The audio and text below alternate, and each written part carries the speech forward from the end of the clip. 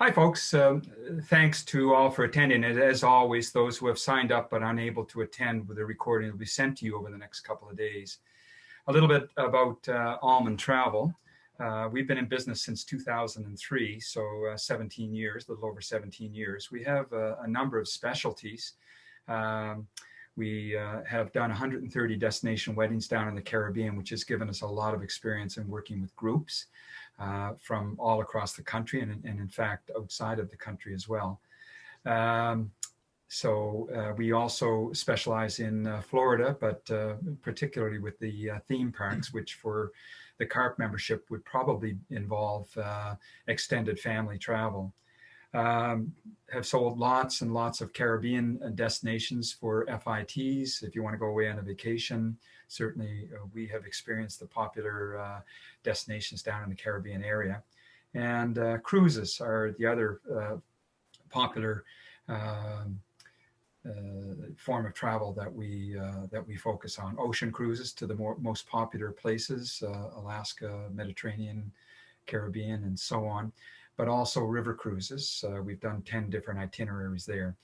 But we also focus on coach tours and have affiliations with a number of well-regarded coach tour companies, TourCan, of course, being one of them. A little bit on travel conditions. This is the 24th of November in Halifax. We have just learned that COVID is spiking in the area and shutdowns are happening. We expected that. This is the second wave, and we're hoping that people will take this seriously so that when the vaccine gets distributed to Canada, and I understand that we are not on the page one for that because we don't develop the vaccine in our own country. So it may be the first of the year before we start receiving vaccines. But that is a very bright light at the end of the tunnel. And I think, you know, for much travel, it's being planned a year in advance. And I think that people can cautiously, but yet confidently start to think about, you know, travel in late fall and certainly early spring of 2022. This is the 12th presentation of about 18 planned, which occur at 6:30 every Tuesday now into the 1st of February. Please check the CARP website for upcoming and recorded presentations, as we have all of those there. We were invited by Bill Van Gorder, who is the COO and Chief Policy Officer for CARP National, as well as the founding chair for CARP Nova Scotia, in addition to being senior spokesperson for CARP in the Maritimes. We were invited by him to be the official travel agency for CARP Nova Scotia. Very happy to do so. We know Bill on a couple of different levels. He was a co-founder of one of many charitable institutions that he's been involved with, 100 Men Who Give a Damn. And over a period of about 4.5 years, we raised $350,000 for local charities, all of which went to the local charities. There was no overhead whatsoever. So I learned about Bill there. We also booked several very nice trips for him. One was a scenic river cruise, one was a Rocky Mountaineer, and then a via train trip back to Halifax. So he has experienced our services, and it was one of the things that allowed him to invite us to represent CARP Nova Scotia. I'd like to ask anybody that's listening, if you have any destinations that you would be interested in exploring, especially if it's a popular destination, please let me know. And I would be happy to look into that for you, as I've done with all of these other presentations. I'd like to take this moment now to introduce our presenter, Phillip Solomon, who is the General Manager of TourCan Vacations, which has many venues for coach tour vacations and other vacations as well. But he's going to focus on one destination this evening.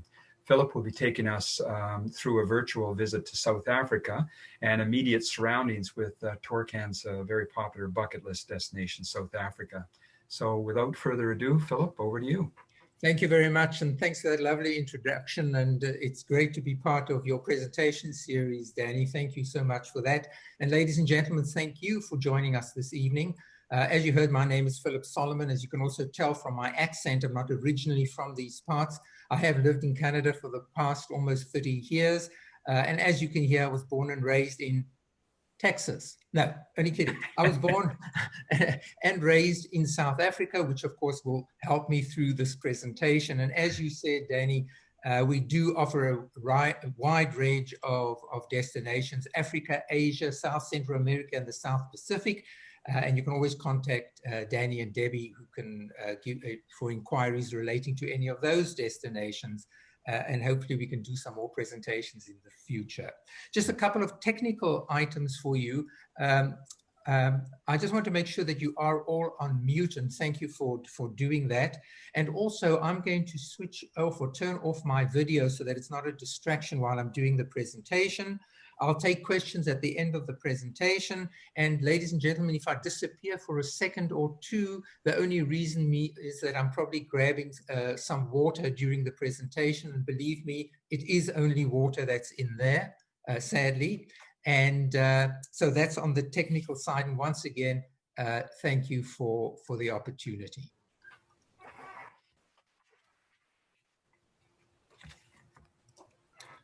Okay. So let's start off with the presentation, and really it is quite a lengthy presentation, so I'll be speaking rather fast and quick, and Danny is going to join me during the course of the presentation, and we'll be commenting as we go along. A couple of things that we're going to look at today is, what is it that makes South Africa so popular? Why South Africa? How come it's become such a bucket destination?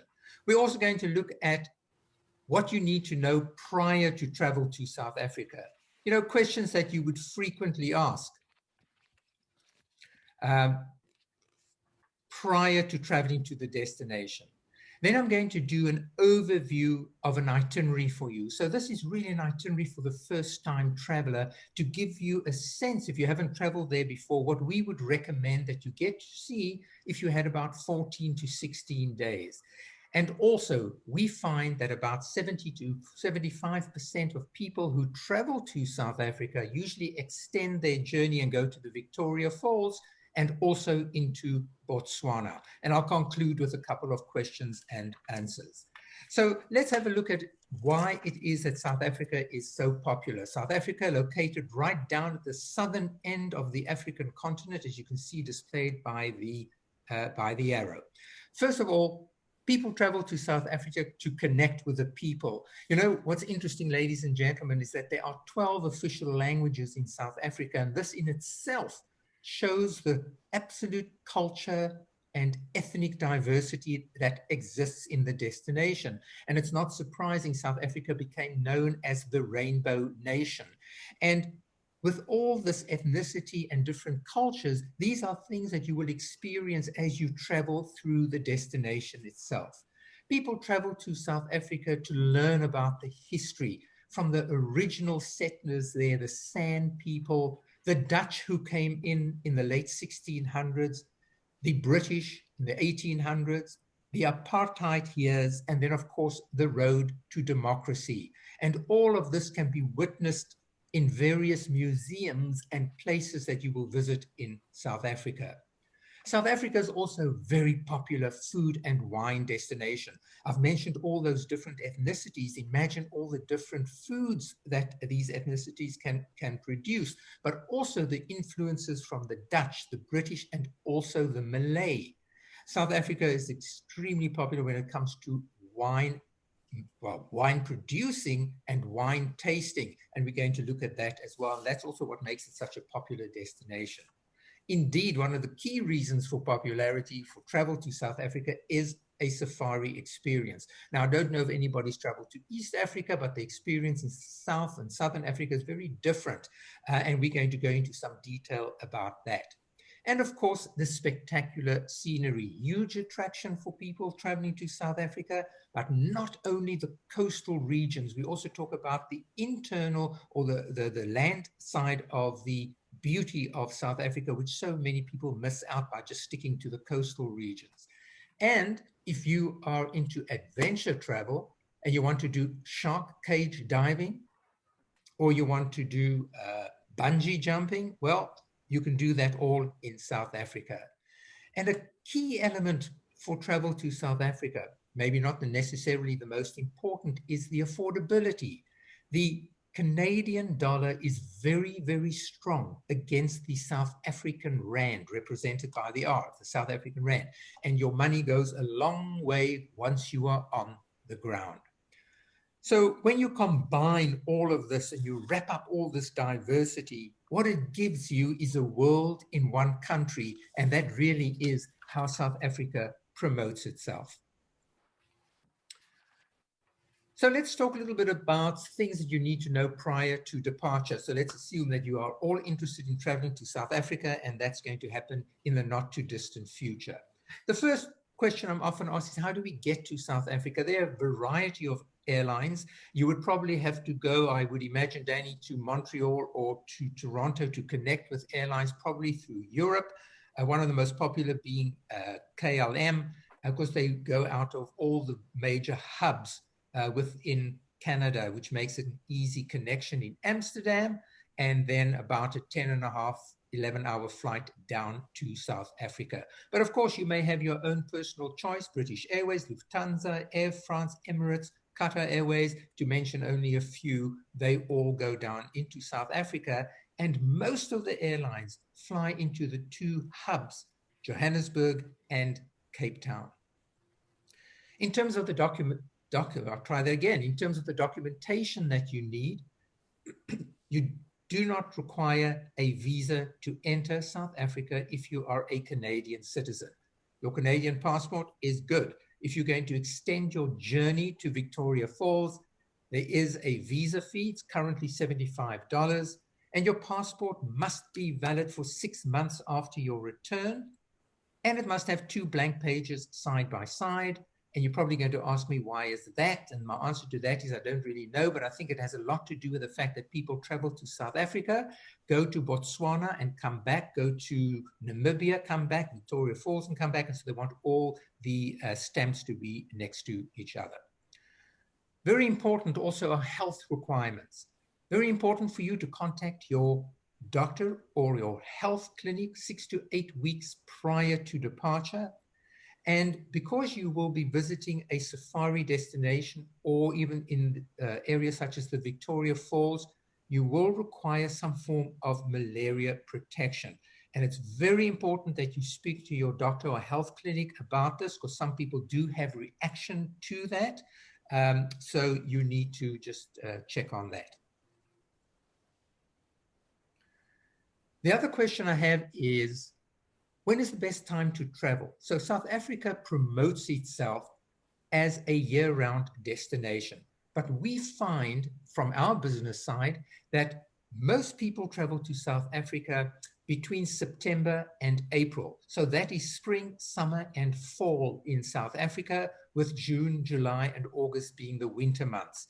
So let me just mention that June, July, August in South Africa, down in the southern part of the country, it can get very wet and a bit miserable during those winter months. In the northern part, it is really pretty good. But the most popular month, September through to April, the temperatures are good.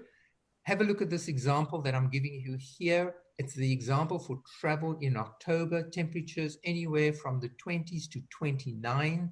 And it gets hotter as you then go through November, December, January, and February being the hottest months, with temperatures in the 30s and high 30s when you get to the safari destination. So I hope that information about prior travel to South Africa is of use to you. But let's have a look at an itinerary.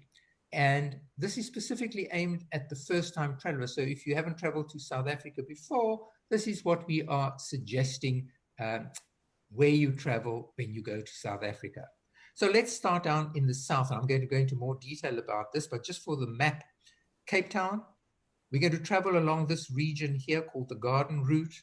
We're going to go up to the city of Johannesburg, a safari experience, and then up to Victoria Falls, and then to the Chobe National Park. So we're going to start our journey this evening in the beautiful city of Cape Town. And most journeys start here or in Johannesburg and end in Johannesburg, or end in Cape Town, so you can do it in any direction. So let's have a look at what it is that we suggest you get to see when you spend time in Cape Town, and really you need a minimum of about 4 nights in this beautiful city.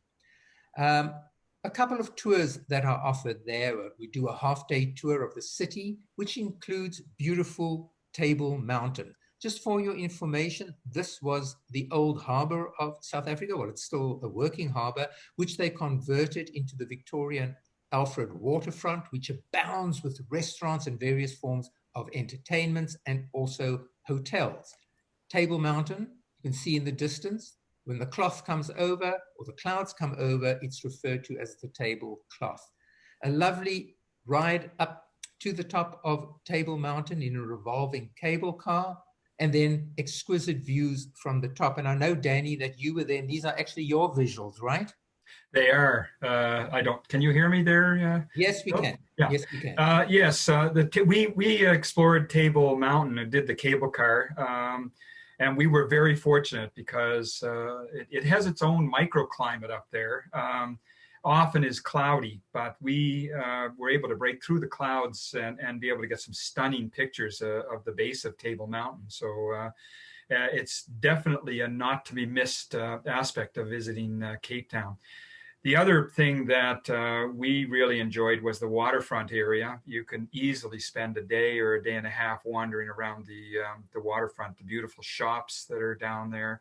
It's a very safe place to walk around, and lovely restaurants too. So, right. Yeah, Table Mountain was definitely a highlight, no question. It is great. And just in the distance there, ladies and gentlemen, you can see the island. That's Robben Island, and we're going to be talking about that in a little while. So spectacular views, and thank you for those lovely visuals that you provided, Danny. So part of the tour of South Africa, of Cape Town itself, will take you down into the city core, where you will learn about the history of South Africa, and you will see the influences from the different countries that colonized South Africa, such as the Dutch. This is typical Cape Dutch style architecture, the British and the Edwardian style. This is City Hall. This is actually where the Cape Town Symphony performs, a beautiful building. And going way back to the late 1600s, the magnificent castle, which is still operational there for the military, and which you can visit, can also be seen. Also part of the city tour is a visit to a place called the Upper Cape. In Afrikaans, it's called the Boerkaap, the Upper Cape, and this is where the Malays established themselves. They were brought to South Africa in the late 1700s, 1800s. It's the little part of the town is recognized by the beautiful colors in which they paint their homes, and is situated just above the core of the city itself. And we always like to offer some different experiences, and I know Danny and Debbie also do. So if you want to do something different, here you can do a lovely cooking experience. We'll take you to the home of a local resident. You can do a morning, or you can do a full day. The full day would include going to a market, buying all the fabulous spices, and learning to make some of the traditional local dishes, such as samosas, curry chicken, very popular, and a dish called bobotie, which is a kind of a zooted up shepherd's pie. So a lovely little extra to do, and it's a fun outing to include. Robben Island. So Robben Island is the place where Nelson Mandela was incarcerated for about 19 of his 27 years. It's a short ferry ride across from Cape Town to Robben Island. And up until very recently, many of the tours on the island were actually conducted by ex-political prisoners. Unfortunately, now they're getting to an age where that is not possible. So the tour includes a visit to the island and a little history about the island itself, but also the maximum security prison where Nelson Mandela was incarcerated. And you will also get to see his cell. And I would really encourage you to include this in your itinerary when you travel, and it's a very important for the history and the future history of South Africa. So what we did with that tour, ladies and gentlemen, we really visited this part of the city. Another tour that is offered is one that takes you right around the peninsula. So we take you right around the mountain, The views are spectacular. We make little stops along the way, one being at a little town called Hout Bay. And I think here we have Debbie in Hout Bay. Danny, if you want to comment. Yeah, we just and we were on a bus and we were doing this tour along the roadway, which is along the water for the most part, and we made a stop in this particular area, and I thought the background was absolutely stunning here. Foreground's pretty stunning too, but yeah, indeed, indeed. And then eventually, ladies and gentlemen, you arrive at Cape Point. So obviously you're not going to see it from this vantage point unless you do a helicopter flip. And Cape Point is by tradition where the Atlantic and the Indian Ocean meets. It is not the most southern point in Africa. That is Cape Agulhas, which is located much further to the east. It's a beautiful area. You'll do a walkabout. You can do a funicular ride. And of course, the views are quite spectacular. And to be able to see the Atlantic and the Indian Oceans, that in itself is quite spectacular. And also, you may get to see some extraordinary experiences. Danny, this is from you. Yes. Yeah, it was an extraordinary place to visit. A lot of steps. You have to be in reasonably good shape to get up and down. I mean, of course, you've got the funicular, so you can avoid that. But the scenery was just absolutely spectacular from there. I have a number of shots here in this presentation. But yeah, that was kind of interesting to see the baboon there. Once we finish at Cape Point, we drive around the mountain and come to a little place called Simonstown. It's a naval port, which is home to Boulders Beach. And Boulders Beach is a protected area for penguins, originally known as the jackass penguin, now called the African penguin. It used to be a beach. It's now a protected area. The local government has done a terrific job by keeping humans off and the penguins there. They found safe haven. This is where they breed, lay their eggs. You can see the walkway, top right of your screen, and you can do a little walkabout and enjoy these cute, incredible creatures, or birds, I should say. Yes, the walkways are well defined and do force you to keep your distance from the penguins. It's a very popular area. A little bit of a walk to get to this area, but I guess that's actually good for the penguins. Indeed, indeed it is. Lovely place to visit. They're very cute. And of course, we round off that day's tour, the visit to the Kirstenbosch Botanical Gardens. That's a great way to end a full day tour. And here you can get to see and learn about all the plants that are endemic to South Africa. This visual here on the left-hand side is the protea, which is the national flower of South Africa. This was created way back in the early 1900s with about 77,000 different plant species to be seen, some that are very endemic and that you would only find in certain regions of South Africa. Very close to Cape Town, less than an hour's drive, is the Cape Winelands. And there are a number of places here that you can go and visit. You can do it as a self-drive, or you can do it as a day excursion, or you can go there and spend a couple of days if food and wine is really your choice. For the purpose of this presentation, I'm going to touch on two towns that we would encourage you to visit. One is called Frenchhook.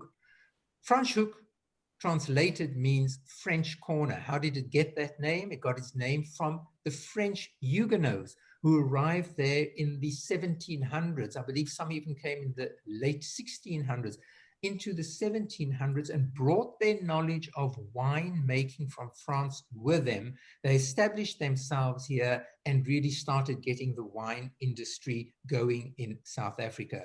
So when you visit Frenchhook, there are plenty of wine estates for you to visit, to experience and taste the magnificent wines that are produced in South Africa. And of course, visiting the town itself, it is home to the museum for the French Huguenots, which is important to visit from the historical side. And then also a walk through the little town where you'll be able to get to see some beautiful arts and crafts and also some Cape Dutch style architecture. The hub of the wine industry is Stellenbosch. As you can see, the town itself surrounded by many, many wine estates. And of course, you can spend some time going to visit those wine estates, but also the town itself. Very, very rich in Cape Dutch style architecture, as you can see here. And there are some tours that specifically concentrate on that. And of course, again, opportunity to visit wine estates and to do some wine tasting. And I know that Danny and Debbie went to the Lanzerac because this is their visual.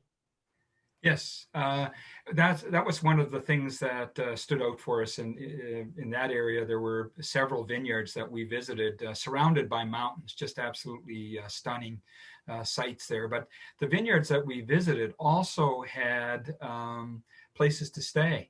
So if you wanted to spend a couple of days sampling the food and the wine from the vineyard itself, you could actually stay on property. It was quite beautiful. Right, indeed. And there are beautiful properties, both in and around Stellenbosch and Frenchhook, where you can actually stay at the wine estates. Thank you, Danny. Mm-hmm. So after about 4 days in and around Cape Town, maybe 5, we will venture along a route called the Garden Route. So from Cape Town, we're going to head inland and then make our way towards the coast. Why is it called the Garden Route? Well, because it's a beautiful area, very scenic, lakes, lagoons, mountains, and of course, a ton of scenery that includes the ocean as well. So if you drive from Cape Town to the town of Oudtshoorn, which is going to be our first stop, if you did that non-stop in a car, it would probably take you about 5.5 hours, or maybe 5 hours. So the distances are not that great, as you can see. So about a 5-hour drive. And why do we go to the town of Oudtshoorn? It's the capital city for ostrich farms, which goes way back to the early part of the 20th century and was really a hub when it came to ostrich feathers, ostrich meat, ostrich eggs, and so on. And we'll take you to an ostrich farm. You will learn everything about this very interesting and unique bird. But also, Oudtshoorn is home to the beautiful, magnificent Kango Caves, renowned for its beautiful stalagmites and stalactites. So this is a tour that actually takes you deep into the caves. I would say that if you're claustrophobic, maybe not for you, but it is magnificent once you get inside. It was discovered way back in the 1780s by a hunter. And as you can see, it is quite spectacular. So we'll spend some time there. And as I mentioned to you before, we like to include things that are not always in other people's itineraries that you may see out there. And this would include a meerkat safari. So a meerkat is a type of a mongoose. And we will wake up early in the morning, go out into the bush, pull up our chairs and grab a nice hot coffee and wait for the mongoose to come out and check us out. One thing that is particularly interesting with them is that if the weather is particularly cold or rainy, they don't come out. They live in families of about 20. They are insectivorous and they breed up to 3 times per year. They're really very cute and a unique little mini safari, which you probably won't find many other operators are offering. So from Oudtshoorn, we're going to take a drive across the mountains and we're going to go to the town of Knysna. Driving time, probably about 2.5 hours. And here's an example of the scenery that you will see along the way as we make our way along the beautiful Indian Ocean, eventually arriving in the town of Knysna, which you can see it's a lagoon town. It also has its own little waterfront and renowned for its fish and its oysters. Seafood, of course, very popular, and try the oysters here, they're terrific. So what do we do when we're in Knysna? A couple of things we can suggest. One is a visit to the Featherbed Nature Reserve. So it's a little boat ride, ferry ride across the lagoon, and we take a trolley ride. It'll take us out just to get some scenic, beautiful views of the Indian Ocean and of the town itself. Close to Knysna is a place called the Birds of Eden. So this is a home for birds that were all previously caged. So these birds, once they were obtained and saved, they could not be let free because they wouldn't have coped out in the open. So what they did was they created a space, 23,000 square meters, to allow the birds to fly around safely. Of course, there's a no-touch policy, and this gives you a sense of the freedom that these birds have to move around and live out their lives safely, uncaged, and protected. It really is an incredible place to visit, and one that is often missed by people who visit South Africa. It's home to about 220 different species of birds. And right next door is Monkeyland. So Monkeyland does exactly the same thing, but for primates. So these are primates that have been saved from around the world, and they created the sanctuary within the forest, also with netting and with walkways. If you look at the bottom visual, you can actually see the walkways right down here at the bottom, where your guide will take you on a walk and tell you about all these incredible, beautiful primates that have been saved from being pets, illegally used for medical purposes, for display purposes. They've been saved and can live out their lives in this incredible sanctuary. They come from all over the world: Madagascar, West Africa, South America, and again, a place that I would encourage you to include in your itinerary. So from the garden route, we would take a flight up to the city of Johannesburg from one of the airports down in the garden route. From Port Elizabeth to Johannesburg, flying time about 1 hour, 45 minutes. And very often people say, oh, well, we don't really want to go to Johannesburg. And I would encourage you to go there because it's very important because of the history and also linking up to Robben Island. Very important to visit Soweto. So Soweto was a township that was created during the apartheid years. It was created southwest of Johannesburg. That's how it got its name, southwest of Johannesburg, called Soweto. As you drive into Soweto, this is what you'll get to see, the Orlando Towers. And for those of you who want to do adventure traveling, I do believe you can do some kind of bungee jumping exercises over here. You won't catch me doing that because I'm scared of heights. What is interesting about Soweto, ladies and gentlemen, it is probably the only place in the world where you had 2 Nobel Peace Prize winners who lived within a couple of blocks of each other, Nelson Mandela and Bishop Tutu. And most tours into Soweto will also incorporate a visit to the home of Nelson Mandela. When you drive into the city, you're going to find everything from shanty towns that still exist, but also the work that is done to improve the quality of life and removing the shanty towns with solid homes and structures. There are numerous museums and memorials to visit in Soweto. Probably one of the key ones is the Hector Peterson Memorial. This was named after a young man of about 12 years old during the riots of the 70s. He was shot by police. So Soweto and the people of Soweto played a very, very important role in the struggle to bring about changes that happened in 1994 and the road to democracy. Another important museum, the Apartheid Museum. Excellent museum which really depicts the rise and fall of apartheid. They do it through artifacts, they do it through film, they do it through photos.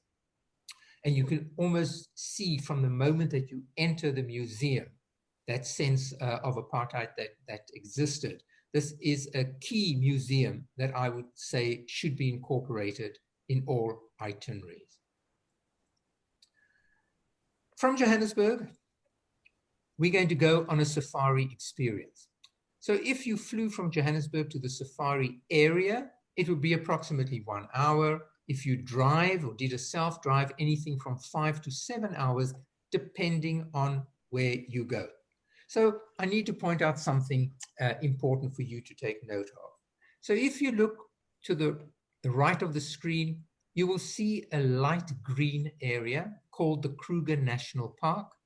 And to the left here, you will see a darker green area touching on the Kruger Park, which are all private game lodges. So, ladies and gentlemen, everybody kind of knows about the Kruger National Park, and this is where you go on safari. But there's a difference between going to a national park over here and private game lodges, which are located to the west of the Kruger National Park. And in most instances, there are no fences that run. Animals kind of move freely. So what's the difference? What do you mean, Phillip, when you talk about a national park versus a private game lodge? So when you go to a national park, you have to stick to the rules. If you're staying outside the park, you can only go in at a certain time and you have to leave at a certain time. And all your game viewing is done on road. So you have to stick to the designated roads within the national park itself to do your game viewing. There's nothing wrong with that. You do get to see animals, but that's the way it is done. At a private game lodge, game viewing is done on private land, so they are able to traverse the land as they wish, and they can track animals. Your vehicles are open vehicles, 4x4 vehicles. There's a game ranger, and there is a tracker to track the spoors of the animal. And so it makes it a different experience to the national park itself. The other difference is that you do get up very close to the animals when you are on safari at a private game lodge. This is not Photoshop, this is a fact. And the animals are used to the sound of a vehicle and the shape of a vehicle, so that is why you can get up pretty close. So it's a really unique experience. And the other important thing about a private game lodge is you can do night game viewing to spot the nocturnal animals. I've just included a couple of lodges just to give you a sense, because staying at a private game lodge is certainly more expensive than staying within the national park itself or staying outside the national park and then driving in every day. What you see here are typical luxury game lodges in the 4- and 5-star range. This is a 4-star property. Beautifully decorated. Some experience with that, Phillip, which yes. If I could interject, yeah. That was one of the things that I was very, very impressed with when we were there. We were there on a travel agent experience, and of course they were trying to show you as much as you possibly could in a short period of time. But some of the places that we visited were no question 5-star and better, and the service, of course, was matching that. So it was a wonderful experience. Okay, thank you. Thanks, Danny. So this is a boma that you see here. So many of your meals, and you probably experienced this too, Danny, yes. are taken outdoors, weather permitting. And it's lovely to be sitting out there and hearing the sounds of the African bush. Here's another luxury property. This is probably a 5-star property. It has its own beautiful plunge pool. Each unit has its own private plunge pool. And one of my favorites, of course, is a tented lodge. Mm-hmm. And the reason I enjoy the tented lodge is that you can really hear the sounds from the bush, which I thoroughly enjoy. And this happens to be one of our really popular tented camps that we use. Yes, it changes the meaning of tent completely, doesn't it? Yes. Well, what do they call it? Glamping? Yes. Yeah. Yeah. So what's a typical day on safari at a private game lodge? This is how it works. You get up, wake up early, get your cup of coffee, get onto the safari vehicle, and out you go on safari, spend a couple of hours, come back, and during the heat of the day, you hang out at the lodge, you have some lunch, and then you go out again after high tea in the late afternoon, and you do an afternoon and evening game viewing experience. And this is kind of what you will get to experience. Here's a typical example of an open vehicle. You can see the tracker in the front of the vehicle, driving through the bush, getting to see animals, some beautiful giraffe, the lion, elephant, Many people often say, well, do we get to see the big five? The big five being buffalo, rhino, elephant, lion, and leopard, cheetah. And as you can see, they are able to go off-road.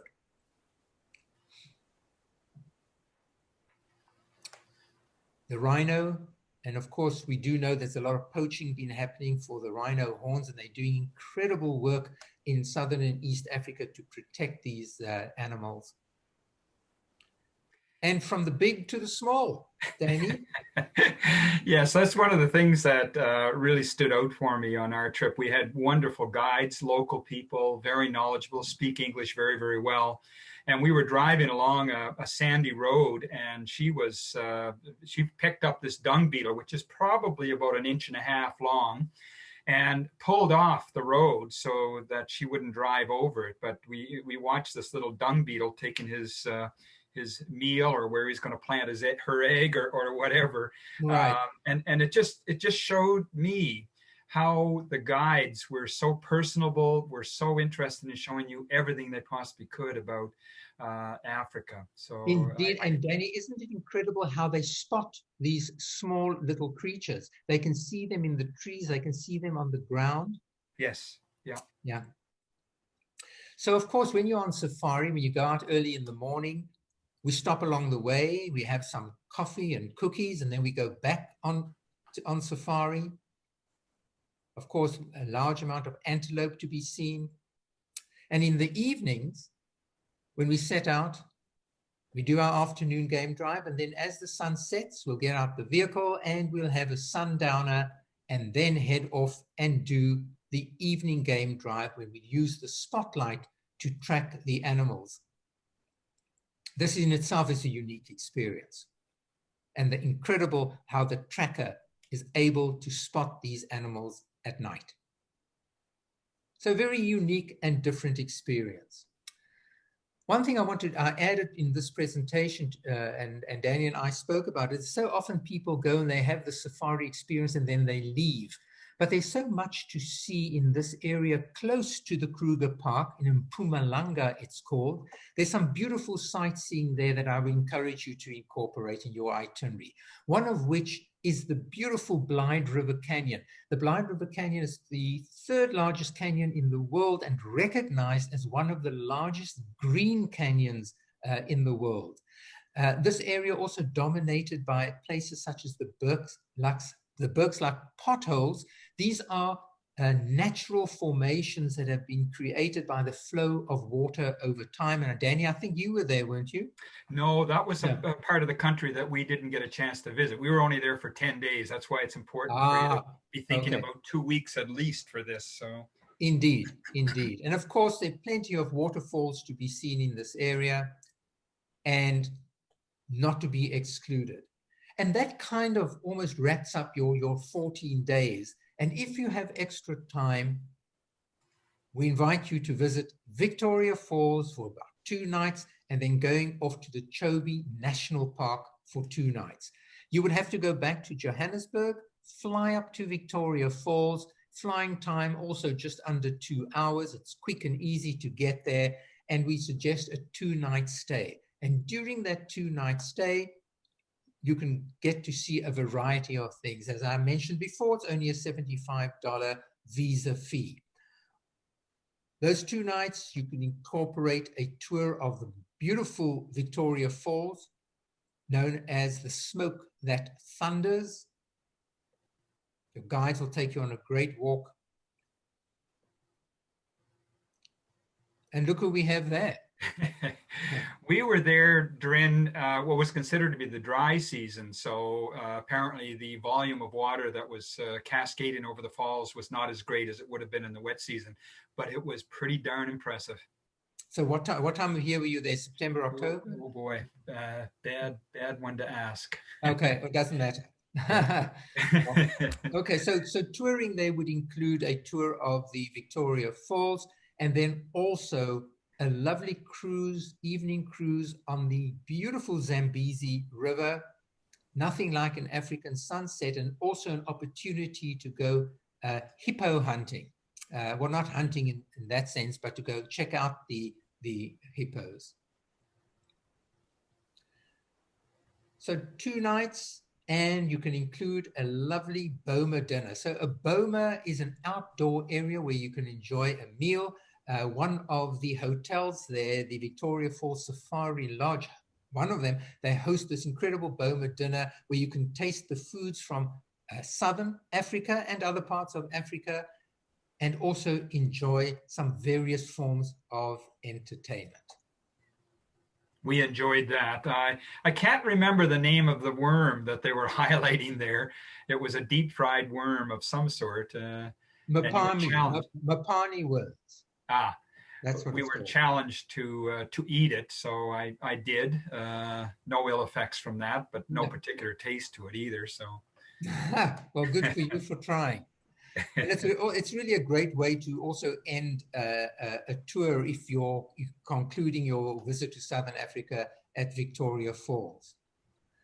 But what we've also done here to highlight in conclusion of this presentation is a little excursion into Botswana to the Chobe National Park. So going from Victoria Falls to Chobe, a couple of hours drive going across the border, it's very easy to do so.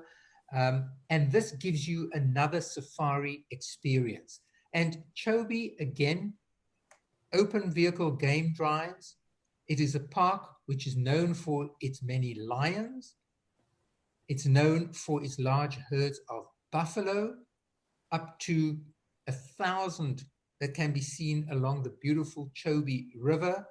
But it is predominantly known for its large herds of elephant, the huge elephant population estimated to exceed over 120,000. Danny, I know that you experienced that. That was quite amazing. We were in the dry season. I can't recall the month now. That's memory is not a great thing. Specific memory is not a great thing for me. But one of the benefits was being dry season. The Chobe River was always full of water, so it meant that the animals came down to the river, several times a day to drink. But we were. This is one particular trip that we went on by electric boat. And there must have been 500, 600, 700 elephants all gathered around. If you look in the previous slide there, it gives you a better indication of that. And we did a game drive after that when all of the elephants made their way back to wherever it was that they were going. And at one point we were on a narrow road and we were completely surrounded by elephants. It was both a giddy experience and a bit scary to see these massive animals walking all around you, but an incredible experience. Yes, indeed. My favorite animal, the elephant. My favorite cat is the cheetah, just by the way. Ah, yes. So that really gives you your extension, your 2 nights at Victoria Falls, 2 nights at the Chobe National Park. You would return to Johannesburg to get your flight back home. I've used KLM again as the example, and that would conclude anything between 14 to 16, 17 days, depending on how you opt to travel. So there you have it, ladies and gentlemen, and thank you for the opportunity to talk to you about a destination that is very close to my heart. And Danny, I'm just going to connect you. Mm-hmm.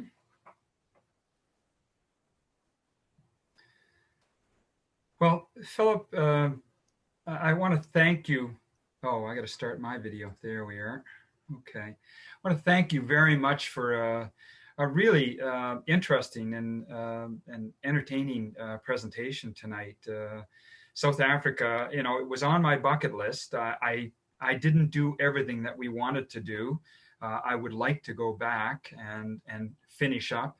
But we did get to see an awful lot of highlights of what your country offers, and I was quite wowed by it.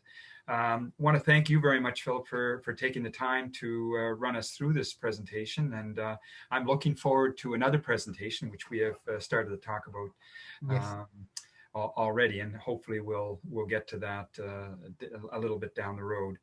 I would like to make a note just before concluding. Next week, same time, Tuesday, December the 1st at 6:30 p.m., we'll learn about the Rocky Mountaineer, Canada's iconic rail trip through the Rocky Mountains with several available itineraries.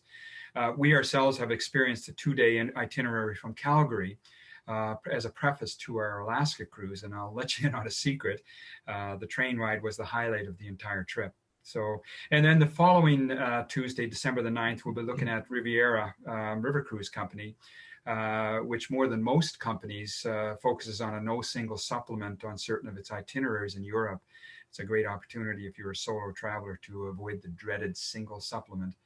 Phillip, I again want to thank you from the bottom of my heart for a really interesting presentation this evening. Well, thank you. And thank you for the opportunity. And I don't know if you do questions or do you ask folks to write in? How do you want to do?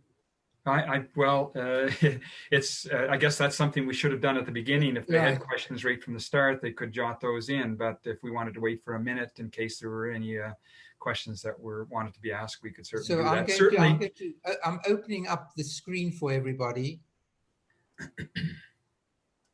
And if anybody has any questions, I've opened up, and please feel free to ask any questions. And the other thing, of course, is that if anybody has any questions, they're certainly welcome to contact me. And though my knowledge is limited, I certainly have a great source in Phillip to be able to pass on these questions and get them answered for you. Okay, I don't see any questions there. I see one there. It says, what is the price of a 5-star hotel like the Tent Place? Oh, aha. So that could be anything from about $400, $350, upwards, $350 per night. But you have to understand that that includes game drives and full board, breakfast, lunch, and dinner. That's pretty reasonable. Yeah. So it could be anything from that amount up, depending on the time of travel.